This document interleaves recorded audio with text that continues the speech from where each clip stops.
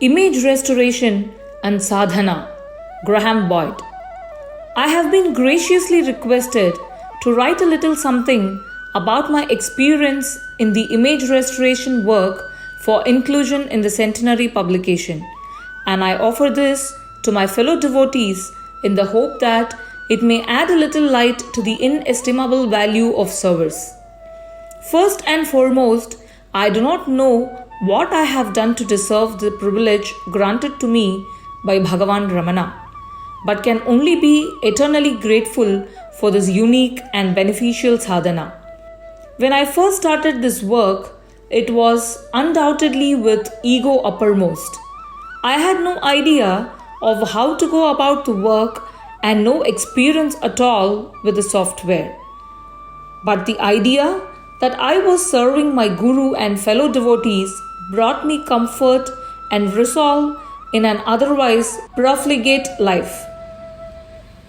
To say that this has not been an easy path is an understatement, and its progress has been likened to that of Milarepa.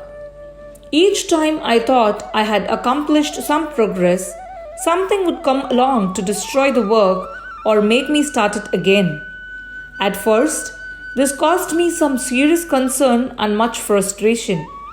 But with each repeat, I saw that the previous work was flawed, not only in the result, but more importantly in my attitude towards my part in it. In the early years, I began to entertain the idea that I had acquired skill in the art of image restoration and that I could consequently earn a livelihood from it, in addition to carrying out this sadhana. Little did I comprehend that there is no room in sadhana for worldly ambition, and that any such idea destroys in an instant the merit of service to the Guru. This is a hard lesson to put into practice, because even the slightest satisfaction with results arouses pride and all the worthless ideas that follow it. Bhagavan always insisted on perfection of effort, which leads to perfection in results, and this can only be achieved when the mind does not interfere with the work. People have commented that Bhagavan's grace must be with you, as if such an idea is out of the ordinary, but the truth of the matter is that Bhagavan's grace is always with me and with everyone else, and when I am with His grace, the work goes well. But when I think that I have some part to play in it, then all I can add to the work is interference and error. This is the first lesson of service. The second lesson is patience, unlimited patience. When the work started, I was already noted for the patience I displayed with most things. Yet within, I would often seethe with impatience and become angry, but suppress it. This habit would create some rather destructive time, bombs, and poor quality workmanship. Bhagavan always stressed endurance and yet more endurance.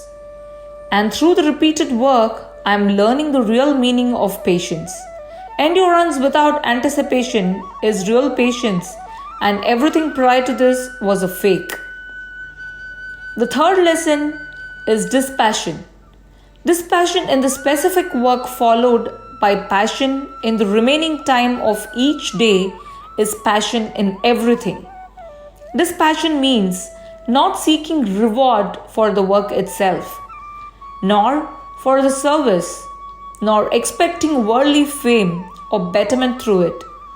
It means always standing at the back of the queue and never seeking to reach the front. The work must therefore be done because it is there to do and not for any overt or covert motive, not even the idea of service to the Guru, for this also entails ego. The final lesson is surrender. Surrender is either total or not at all, and this is the hardest of all the lessons to put into practice. Surrender means accepting everything with equanimity and relinquishing even the idea of decision making. But this is not always possible in everyday worldly life. So, for the sake of practicality, surrender has to be restricted to that which is dedicated to Bhagavan. I pray that through the grace of Bhagavan, I might one day learn and be capable of perfectly executing all of the above qualities necessary for genuine sadhana. Om Shri Ramanarpanamastu. Of thoughts, the I is first. 'Tis only after that you, he, she, it, they, these, and other thoughts appear. But if these thoughts arise, one should not yield to them. To whom do these arise? Must be his only thought? The answer comes out clear. These thoughts arise to me. His question next must be, who is this I and whence? Thus, let him seek the source from which the I thought springs. The source that's named the heart, and when the heart is reached, Swarajya sure is gained.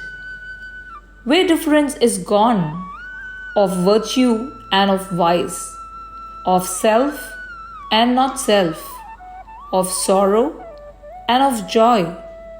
No death is there, nor birth, no darkness, nor seen light. All these illusions fly before thy glorious blaze. Arunachala Ashtakam, verse 7.